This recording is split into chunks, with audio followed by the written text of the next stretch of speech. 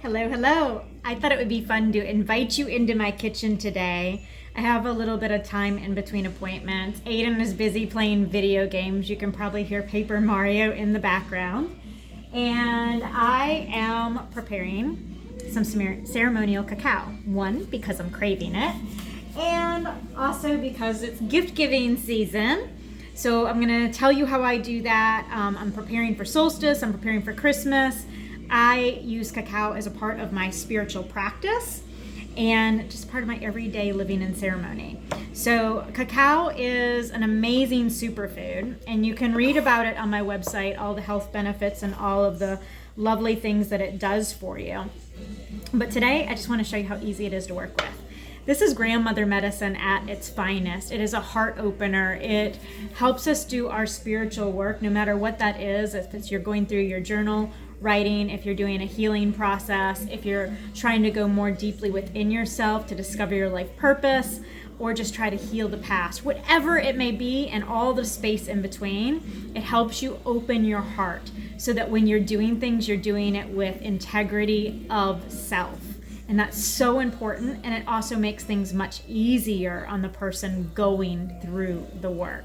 So I think there's a lot of people who have gone through spiritual awakenings, and they've done it with grit and grind and hardness. And it doesn't have to be hard. It gets to be easy. I'm not saying that it's not going to open up your emotions and you're not going to have to process. You do. That's part of the work. But when you do it with something that helps you soften yourself and see things through a different perspective, then that makes the process much more gentle. And that's one of the things that makes me love cacao so much, is with me being a practitioner, a cacao practitioner, but also a healing arts practitioner, a priestess, a shaman. I take people through some pretty tough moments in their life and help them heal the past. And cacao has been just a gift for me in my practice, both my own spiritual practice, but also what I do with others, and how it helps soften the things that could otherwise be very, very challenging. So cacao, it's chocolate. It's like king of the gods of chocolate. In fact, this was currency back in its day, and it's considered food of the gods, and for great reason.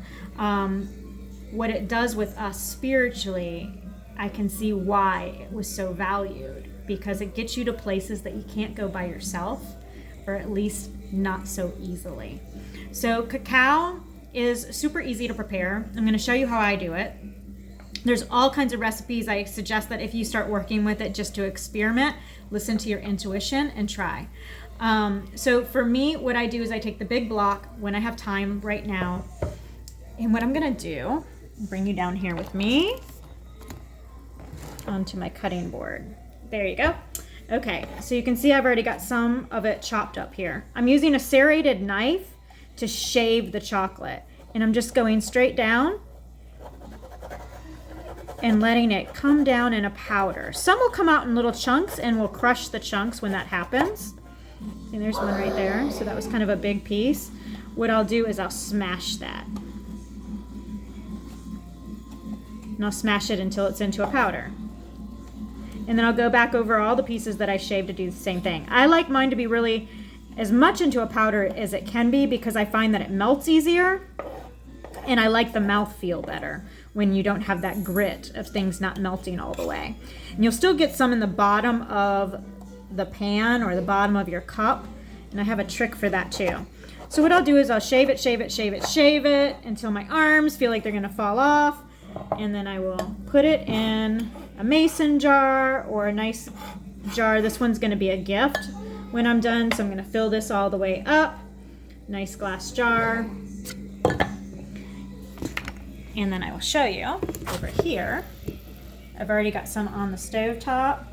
So this is just water and cacao at this point. I'm gonna pour some more water in. I pour the water in phases, because again, I feel like that helps it melt to a consistency that I like much better. And you can measure this out when you begin. I do everything the grandma way.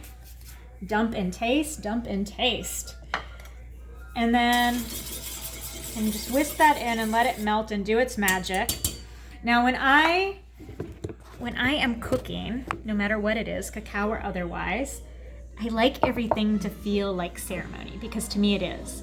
Grandmother medicine in the kitchen is where so many things started. So if you can tell, I've got frankincense burning in the background. My whole kitchen space feels just uplifted, and the vibration here is just high and beautiful and sacred. My whole house is living ceremony. It is one big altar, and each room is blessed daily. When you're doing this, it's all intention. So when I'm putting that cacao into the pot, I'm giving it the purpose of its highest calling for the people whose lips it passes over.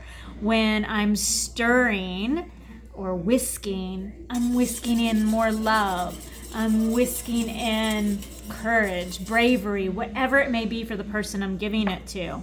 I'm layering it with each ingredient. I'm layering it with my intentions for healing, for expansion, for self-mastery, for all the things that I wish for people. Wealth in every area of life. So with that being said, I'll add other ingredients, and each of these ingredients is going to be layered with even more intentions. So cinnamon. I love cinnamon. For love. Okay? So I'm putting more love in the pot, like the grandmothers did. Put love in the pot, right? I like cayenne pepper, and I'm a little heavy-handed on the cayenne pepper. And I like the cayenne pepper. For me, the intention with that is to speed things up, to burn through any limitations. And whatever words come through you are the right words. You can't mess up. It's your intentions. What are your wishes for this person, for yourself, for those that you love, for who you're gifting? Today, I feel like I want to put some vanilla in here. I have some vanilla beans, and it's a little dry, so I'm not going to scrape the beans out, but I'm going to add it to the pot for flavor.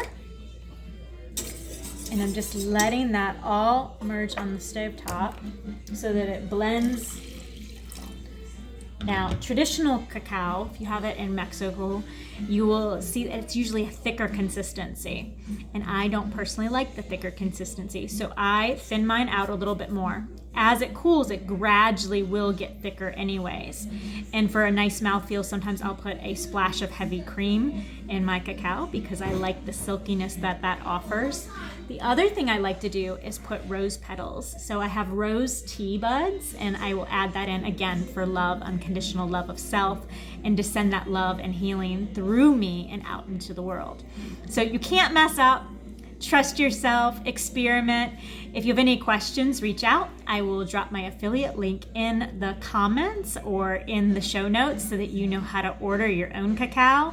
And I have recipes on my website, and also another ritual for cacao with Aphrodite, the goddess of love. So big love to you.